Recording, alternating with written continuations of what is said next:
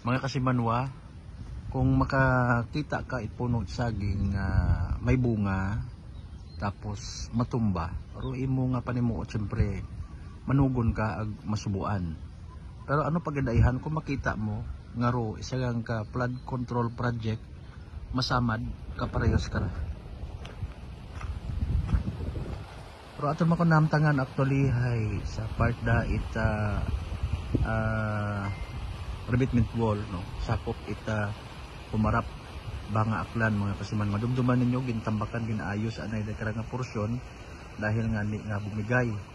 So sa nagligad nga ra bagyo nga si Tino mga kasimanwa, nasugid nga tapat nga bumigay pero dahil karang flood control mga kasimanwa. Pakita natin tinyo. Sigaw po pasensya ng sigaw ko atin.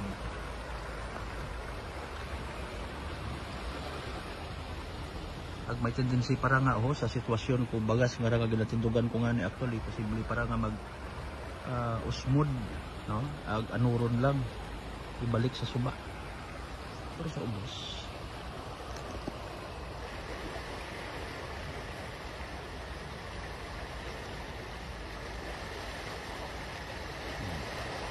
Taon do mga kabilya, kung ikaw may pagka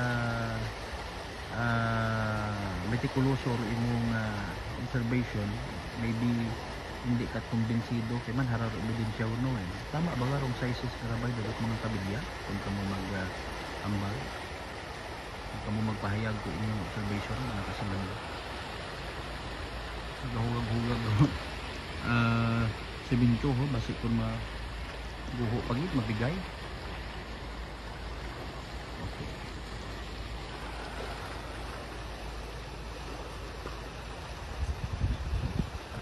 May inasubugan kita kaina nga nakatap down ag nagpahayag nga malisod para kandaro pag usoy ubang dagan, no, dahil nga ni nga harap ako sitwasyon do kung motor ka siguro ay pwede, pero kung ikaw ay multi-cover imong daga pwede risky mga kasimanwa actually harap pa nga ni ako sitwasyon kung bagas buka pa nga ni ka pala tandaan tara actually nga basi kung mabigay pa kung wag ang daya nga raho.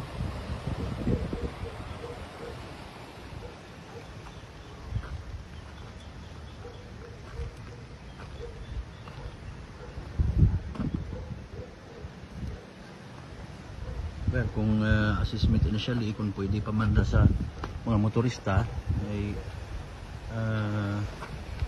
dahan gihapon, no, pero we do believe kung kinahanglan gid nga butangan no lang ra it closure ipasira temporarily para bukod bagat delikado budlay maghaom-haom ko na mag-aagi ra karabi.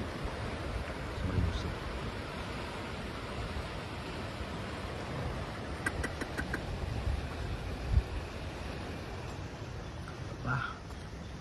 Ano yapad karena kita kasahid ko na nung sitwasyon karas dagom, no, mga kasimanwa. Mandayang right din no ran nagko man tadi kararo kabilya. May sandbagging masih ginbugto tara o nabugto lang ro cordon ni ginbutang for safety. Ito may marking mga kasimanwa. As of this time, no, wa pa naton actually ma-interview ang mga natungdan para mahapit man kita rito, no, para makapangayo kita andang komento ag proper disposition angot sa dahi karang nasamad duman nasamad tapat nga flood control revetment wall iya sa may area ita pumarap banga aklan pagkatapos ko nag-agi nga bagyong si Tino mga kasimanwa. So direkta yung report ya sa area, syempre kibahan ko kasi manuang Jerome Lastimosa sa gyapon para sa patas ag may tagipuson yung pagpanyerbisyo publiko. Ako sa gyapon sa Kasimanwang Malbert Daliday number 107.7 Energy FM Kalibo, Kasimanwa ko Palangga. 107.7 Energy FM Kalibo.